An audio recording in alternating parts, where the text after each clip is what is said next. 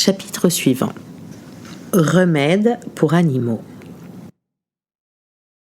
C'est à ce moment-là que Georges eut une inspiration géniale. Les médicaments de l'armoire à pharmacie de la maison lui étaient interdits, certes, mais les médicaments que son père gardait dans un hangar près du poulailler, les remèdes pour animaux, étaient-ils interdits, eux? Personne ne lui avait interdit d'y toucher. Reprenons le problème, Se dit Georges. De la laque, de la mousse à raser et du cirage, très bien. Ça fera tourner la vieille toupie. Mais il faut de vrais médicaments dans la potion magique, de vraies pilules, de vrais remontants, pour lui donner du muscle et du tonus. Georges prit le lourd chaudron déjà rempli aux 3/4 et se dirigea vers la porte qui donnait sur la cour. Il fonça vers le hangar. Son père ne s'y trouvait pas car il faisait des foins dans un pré. Georges entra dans le vieux hangar poussiéreux et posa le chaudron sur un banc. Puis, il regarda l'étagère des médicaments.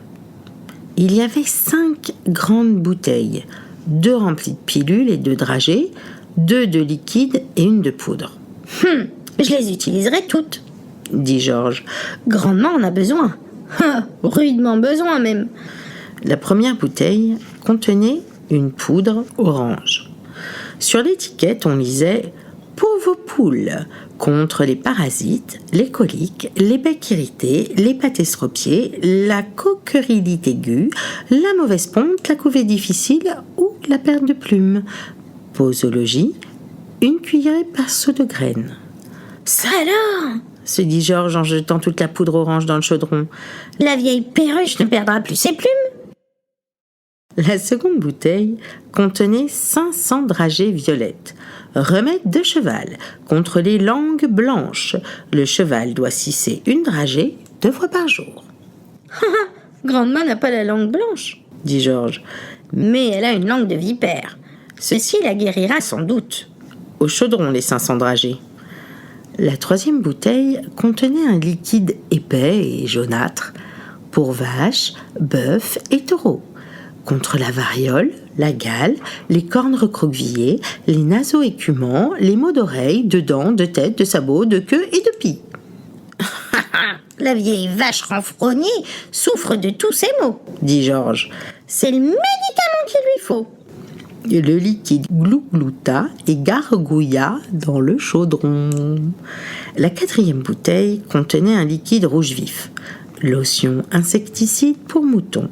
Soigne les toisons malades, débarrasse des tiques et des puces, mélangez une cuillère dans 5 litres d'eau et en arrosez la toison. Attention, ne pas dépasser la dose prescrite, sinon le mouton se retrouvera tout nu. Sapristi! S'écria Georges. Comme j'aimerais verser cette lotion sur la tête de grand'ma et regarder les tiques et les puces s'enfuir. Mais je ne peux pas, je ne dois pas, donc elle la boira. Il versa le liquide rouge vif dans le chaudron. La dernière bouteille de l'étagère était remplie de pilules vert pâle pour cochons. Contre les démangeaisons, les pieds trop sensibles, les queues sans tire-bouchon et autres cochonneries. Une pilule par jour. Dans les cas graves, on peut en donner 2. Attention, ne jamais dépasser cette dose, sinon le cochon sautera au plafond. Exactement ce qu'il faut pour cette vieille truie, dit Georges. Donnons-lui la dose maxi. Il jeta les pilules vertes par centaines dans le chaudron. Sur le banc, il y avait un bout de bois qui servait à mélanger les peintures. Georges le prit pour remuer sa potion magique. Elle était épaisse comme de la crème, et au fur et à mesure qu'il agitait, de magnifiques couleurs apparaissaient à la surface et se mêlaient. Des roses, des bleus, des verts, des jaunes et des bruns. Georges remua longtemps pour tout mélanger, mais il restait encore au fond du chaudron des centaines de pilules qui n'avaient pas fondu. En outre, surnageait la belle houppette à poudre de sa mère.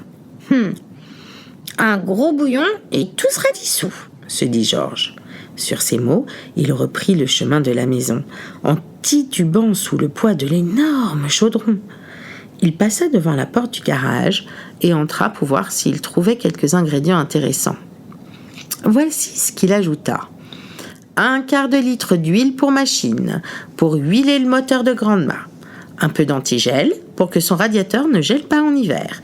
Et une poignée de graisse pour graisser ses vieux rouages. Enfin, il retourna dans la cuisine.